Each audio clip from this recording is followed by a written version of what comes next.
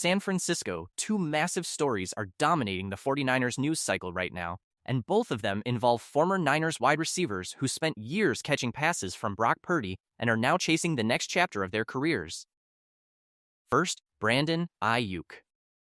The saga that refuses to die. The receiver who has not played a single regular season snap since October 20th of 2024 is back on social media, this time showing off his weight, his physique, and his soccer skills, and the whole performance is as calculated and deliberate as anything he has ever run in a route.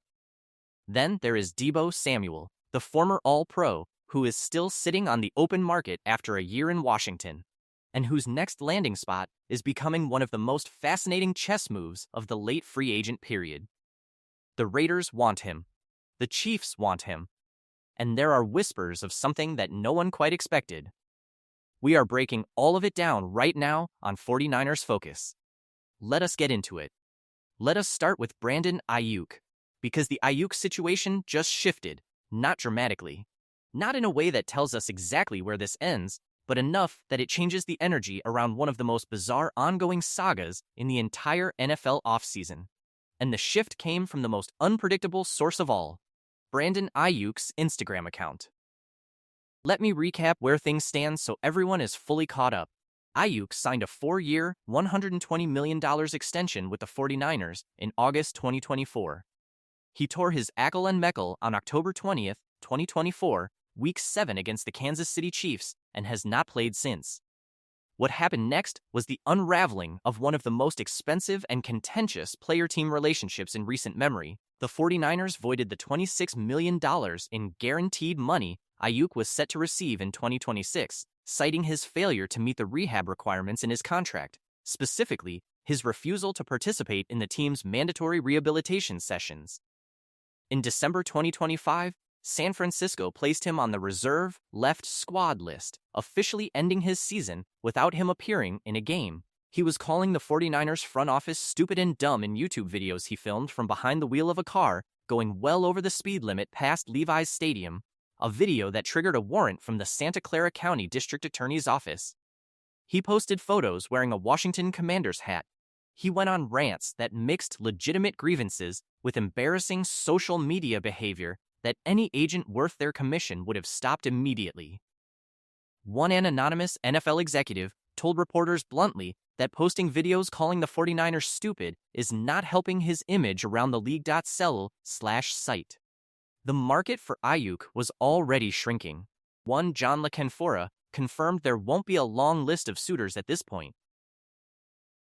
And the combination of an ankle recovery with no team rehab involvement, 2 years without playing, a public feud with his employer, and a legal issue hanging over him from the speeding video created a picture that teams around the league were looking at very carefully before deciding whether to invest resources in pursuing him. And then, somebody got to Brandon Aiyuk. Somebody in his circle finally sat him down and said stop. Delete the videos. Scrub the accounts. Get off the phone. Because every post you make when you are popping off on social media and ripping an employer who paid you over $50 million in guaranteed money is another reason for a general manager somewhere to cross your name off his list. And Aiyuk listened. He cleaned up his social media pages. The videos calling the 49ers scared, the rant about the belt, the inflammatory posts, gone. And in their place, something much smarter and much more effective. Intentional, calculated, physical proof. He posted a video of himself stepping on a scale. He panned the camera up to a mirror. He showed the number, 208 pounds. For a player listed at 6 foot and 200 pounds on ESPN.com, that is essentially playing weight. Training camp is coming up in less than 6 weeks, and players routinely report carrying a little extra weight, knowing that camp will burn it off. Aiyuk at 208 heading into the summer is not a man who has let himself go. That is a man who has been working. Then he posted a video playing soccer, juggling a ball, doing footwork drills, heading it, moving in multiple directions with what appeared to be a healthy, responsive body. This is not just a player posting an odd clip in June. It is a receiver who has not played since 2024, remains under contract with a team that appears ready to move on, and continues to be tied to a Washington offense built around one of his closest football connections, sight. the soccer video, the scale video, the Washington, D.C. location tag on his Instagram posts. One Nye Aiyuk posted from Washington, D.C. He's still under contract with the 49ers. Was he attending a throwing session with Jaden Daniels? The two of them were teammates at Arizona State. Daniels was asked at a team event whether anyone else would be joining his throwing sessions with receivers, and he famously did not really answer that question. Make of that what you will. Here is the situation as it stands right now, and it is a genuine stalemate. The 49ers are still hoping to trade him, but might not get the offer they are hoping for. They are expected to release him, they just haven't done it yet. What the 49ers would like to do is trade him. The Washington Commanders are expected to have interest, but they don't want to make a move for him because they know that the 49ers are going to release him. And the 49ers don't want to release him because they believe the Commanders want him and would potentially trade for him. A perfect game of chicken, with Aiyuk's career sitting in the middle of the road while both sides wait for the other to blink. Aiyuk has used social media to needle the 49ers and signal his affection for the Commanders, even commenting directly on a team post involving Daniels.slell/site. His Instagram follows just 5 accounts currently. 2 of them are the official Washington Commanders page and Jaden Daniels' personal account. That is not subtle. That is a man sending a signal as clearly as he possibly can without a megaphone. One punch, the 49ers remain committed to resolving Aiyuk's situation through a trade, hoping to secure value in return. For the Commanders, any potential pursuit would require careful evaluation of both the player's desire to join their roster and his ability to perform at an elite level, once again ./site. And what is driving Washington's renewed urgency? Their receiver room is a mess. Beyond Terry McLaurin, Luke McCaffrey and rookie Antonio Williams are the 2 most likely starters at WR2 and WR3 heading into 2026 if the Commanders don't add Aiyuk or anyone else ahead of. The Commanders tried to sign Romeo Doubs, he went to New England. They tried to sign Alec Pierce, he re-signed with the Indianapolis Colts. Washington keeps telling anyone who will listen that it is simply not interested in paying a price for him. But their receiver room, dropping passes all over the practice field, combined with Jaden Daniels running an offense that needs a genuine weapon opposite McLaurin to reach its full potential, is exactly the kind of pressure that changes a front office's calculus over time. Mike Florio of Pro Football Talk noted something that carries real weight here. The 49ers have proven their point by refusing to release Aiyuk and holding out hope for a trade. They have wiped out his ability to get up to speed through a new team's off-season program. Every week that passes without a release is another week Aiyuk cannot legally have contact with any potential new team.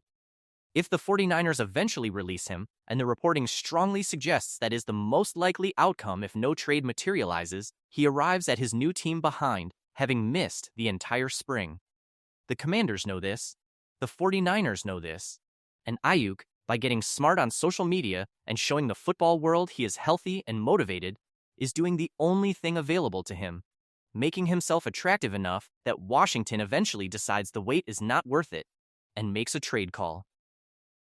When healthy, Brandon Aiyuk was one of the 5 best wide receivers in professional football, a 2023 first-team All-Pro, a player who in that season caught 75 passes for 1,342 yards and 7 touchdowns. He is 28 years old. The talent has not left. The health question, the 2-year absence, the drama, those are all real factors. But if Aiyuk comes out healthy on the other side of this, the Commanders would have the best receiver room in the NFC East, and Jaden Daniels would have the weapons he needs to make this Washington offense truly dangerous. The pieces are there. Both sides just need to get out of their own way. Now let us talk about Deebo Samuel, because the situation around one of the most electric offensive players in 49ers history has become genuinely fascinating as the offseason winds toward training camp. Deebo spent last season with the Washington Commanders after being traded from San Francisco in 2025. He was not the Deebo of 2021, nobody was expecting that, but he still improved his numbers compared to 2024. Catching 72 passes for 727 yards and 5 touchdowns, Now his one-year Commanders deal has expired, and Deebo Samuel is sitting on the open market at 30 years old, while teams around the league sort out whether they want to make him part of their 2026 plans. Two names keep coming up in the Deebo sweepstakes, and both of them are fascinating for very different reasons. First, the Las Vegas Raiders. The Raiders have one of the weakest wide receiver rooms in the league. Their projected starters are Jalen Nailor, Trey Tucker, and Jack Besh. Adding a versatile veteran like Samuel could go a long way in helping a young quarterback. L/site. Las Vegas just spent the first overall pick in the 2026 NFL Draft on quarterback Fernando Mendoza. Mendoza is raw. He is talented. He is a project. And the Raiders' receiver room right now is not capable of giving him the tools he needs to develop without being thrown into the deep end. Deebo Samuel arriving in Las Vegas is not just a receiver addition, he is a safety blanket, a veteran voice in the room, a weapon who an offensive coordinator can scheme open on a weekly basis to take the pressure off a rookie quarterback finding his footing. Site Index, SCO 27819 Samuel was with the 49ers when Clint Kubiak was the team's passing game coordinator/site. And Kubiak is now the Raiders' head coach. That familiarity matters. Kubiak knows exactly how to deploy Samuel. He knows the routes Deebo runs best, the formations where he is most dangerous, the way the offense needs to be structured around him to maximize what he brings. The Las Vegas fit is clean on every level.